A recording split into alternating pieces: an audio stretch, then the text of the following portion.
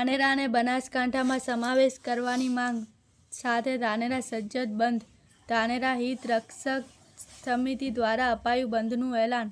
ધાનેરાના શ્રી ધારાસભ્ય માવજીભાઈ દેસાઈ સહિત મોટી સંખ્યામાં લોકો રેલી યોજી નાયબ કલેક્ટરને અપાયું આવેદનપત્ર અને કોંગ્રેસના પૂર્વ ધારાસભ્ય નથાભાઈ પટેલ અને આમ આદમીના કાર્યકર્તા અને કોંગ્રેસ ભાજપના આગેવાનો રેલીમાં રહ્યા હાજર.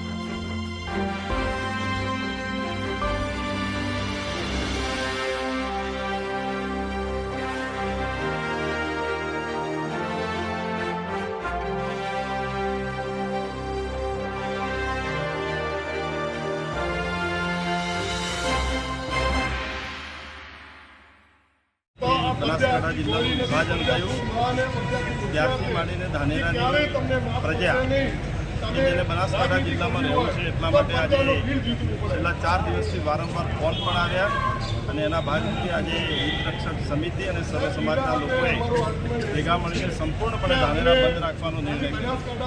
એના ભાગરૂપે આજે સૌ લોકો ભેગા પણ થયા છે અને સંપૂર્ણપણે ધાનેરા બંધ પણ રાખ્યું અને ધાનેરાની પ્રજાની વ્યવહારિક માગ જે વર્ષોથી અમે પાલનપુર સાથે જોડાયેલા છીએ તો અમારે પાલનપુર બનાસકાંઠા સાથે જોડાયેલું જે થરાદ છે એ ઓકવડ પડે અને બેંક ડેરી બાકીના તમામ વહીવટી કામો અને ગુજરાત રાજ્યના મુખ્ય મથક ગાંધીનગર જવા આવવા માટે પણ અનુકૂળતા રહે એ માટે કરીને પાલનપુરમાં વર્ષોથી રહ્યા છે તો પાલનપુર સાથે રહેવા માટેની સમગ્ર લોકોની આજે ખૂબ માંગ છે અને એના ભાગરૂપે આજે સંપૂર્ણપણે ધાનેરા બંધ પણ રહ્યું છે અને આવનારા સમયમાં સૌ લોકો સાથે મળી અને આનો યોગ્ય રજૂઆત પણ મુખ્યમંત્રી સાહેબ પાસે કરી છે અને આવનારા સમયમાં પણ કરી અને ધાનેરા બનાસકાંઠામાં રહે એ પ્રકારના પ્રયત્નો અમે કરીએ.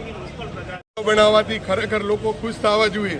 એની જગ્યાએ લોકો દુઃખી કેમ છે એ આપ પણ જાણો છો અને આપણા મીડિયાના માધ્યમથી હું પણ સરકારનું ધ્યાન દોરવા માગું છું કે આ અહીંયાની રાજનીતિ છે એ કિન્નાખોરીની રાજનીતિના કારણે અમરે ધાનેરા તાલુકાને જ્યારે થરાદમાં નોખવામાં આવે છે બિલકુલ થરાદની અંદર અમારે જવું જ નથી. એનું કારણ કે અમારા છોકરા ભણતા હોય તો ગાંધીનગર, મહેસાણા, અમદાવાદ એ બાજુ ભણતા હોય છે.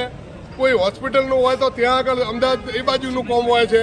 અમારે હવે થરાદ અને વાવ થરાદ બાજુ જવાનો ક્યાં વાત આવે છે. એટલે અમારું કામ જેવું કરીને